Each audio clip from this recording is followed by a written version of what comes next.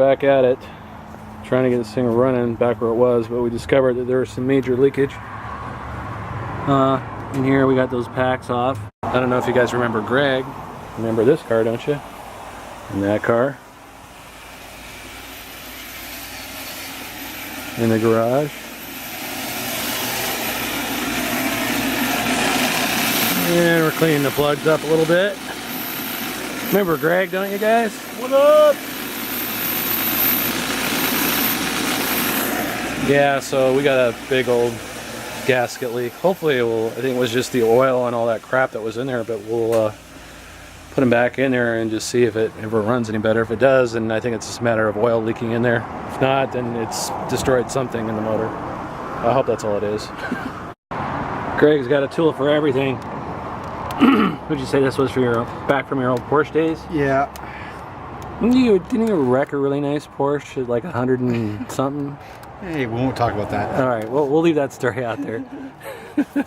Well, guys, took the car for a test drive after pulling the plugs and inspecting everything, and we discovered what the problem was.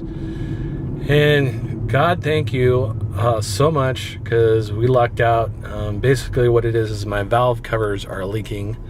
They're pretty inexpensive to replace, but a major hassle to get in there and basically take all this stuff off and clean everything up and do all that. But what we ended up finding out is that the plugs were fouled. There was oil leaking in through those valve covers and getting onto the plugs and just pooling up.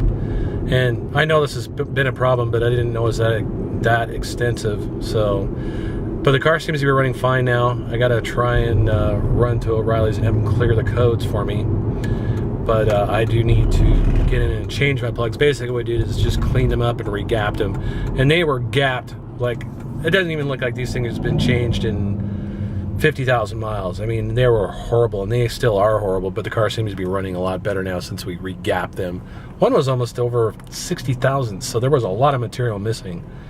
So I've got to replace the plugs, and I got to replace the valve cover gasket. So I think the valve cover gasket's going to be a later project. I might do it this weekend, I don't know. And hopefully the car will just stay the way it is. I need to just be really gentle with it and not try to push a lot of compression through it. And by compression, I mean basically not beating on the car, not accelerating too hard or building up a lot of compression, because this is a turbocharged car, and so a lot of air does get forced into the motor and can cause, oil to seep through those valves or through those gaskets, excuse me, and cause that problem. But so far so good. Yeah, I'm really happy. And Greg is a good friend. I mean, we had a good time. It's been a while since we've turned wrenches together, so that was quite enjoyable.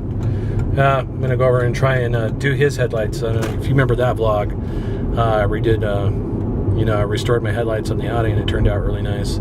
He's got the same on his, so I'm gonna go over there and do that for him helping me. So I'll do that sometime this week. I'll bring it with me, of course. On my way to pick up Tammy now. But I'm excited. The car is running so nice. Be nice to get some plugs and a new air filter in this thing and get back to work. And yeah, lucked out. Well, yesterday went well. The car seems to be working fine now. I don't know if I'm going to do the full-on repairs tomorrow when I get paid, but stress level has gone down quite a bit because I was worrying. I mean, that's my bread and butter here at the moment. But a little update on my health. As of today, Tuesday, I went off my blood thinner, Plavix, generic brand, clopidogrel. Maybe some of you guys are familiar with it. But I have to go off of it for a week before my surgery for my gallbladder. And because I haven't been following that, yeah, I went to the ER.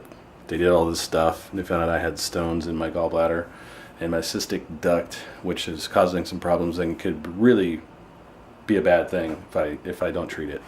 So yeah, next Tuesday I go in for a outpatient surgery to have them yank that out, and it's pretty simple. It's like an hour to 3 hours depending on the complexity.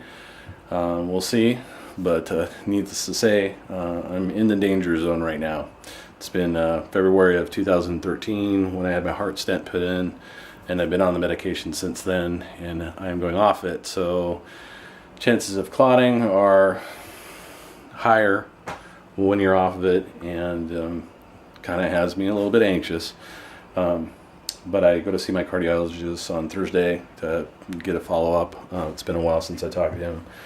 And just see what he has to say. And then on this following Tuesday, I go in, get the gallbladder taken out, and then probably have me put me back on, if all goes well, on the thinner again, probably the week after.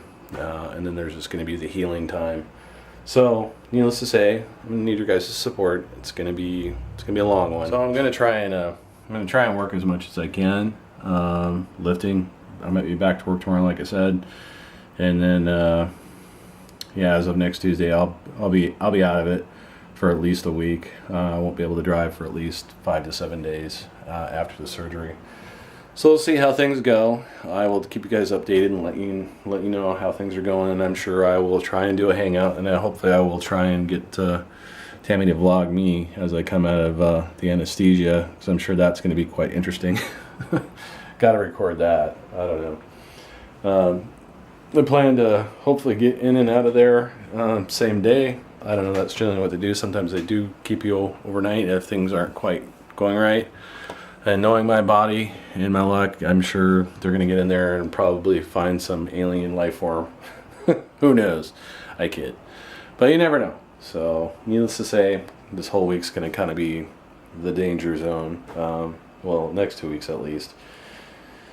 So yeah, trying to think about being a little bit more social and doing some hangouts and things like that, and trying to just get back to doing it when I'm on my off time. So look for that, as I really will need your guys' support to get me through this anxious time. Yeah. Well, hello guys. It's Wednesday. It's day 2. I did manage to get paid, and you know what that means? That means it's going to be repair day on the Audi. Got new K&N air filter to replace my old one, as well as some new spark plugs. I'm sure that's going to improve my gas mileage, probably by a little bit, just because those plugs were so fouled and bad, and I'm just about out of gas. So I think I'm going to do is do the repairs, go fill up, and we'll see what my mileage does then. At this point right now, I'm averaging 15.8. That's just everything, highway, street, whatever. It's basically been street, but as you probably guys can tell, I'm a little bit talkative today. This is day 2 of being off my meds, my blood thinners, and so I'm concerned. It is always disconcerting. I go reading on the internet. It's a bad thing to do, but I mean, I was trying to be proactive. Well, while you're off your meds, what's the suggested thing to do? And I guess I'll take my friend Patrice's advice, because she's been a nurse for 20 plus years. A little bit of rest, a little bit of exercise, but just don't turn into a slug, and basically watch what I eat. So that's what I'm gonna do. But yeah, needless to say, I'm a bit nervous, and I've been debating this surgery because it can help and do good, but it seems like the big thing that's really kind of has me concerned is obviously my diet, and the diagnosis that I had from the CT and the ultrasound was that I had a fatty liver as well. And so I think it's time. I mean, I've basically cut out all meat and all pop, except for chicken and sometimes pork, the white meats, and very rarely, maybe once a week or once a month, we'll have like a cube steak or something like that, but in small portions. But I think it's really, if I want to take care of my health and everything else that's basically causing these problems, I need to probably most likely become a vegetarian or fruitarian or a vegan, basically. I know it's not good to, do this, but no, it's good to do this. To really not go to the total extreme, but just to try to stay away from anything that's got fat in it and anything that's really bad for you, because I want to try to extend my life. I feel like I haven't even got started with my life, to be honest with you. And it's probably the fact of the matter is that not working really in the industry that I want to be working in. And, it's disappointing.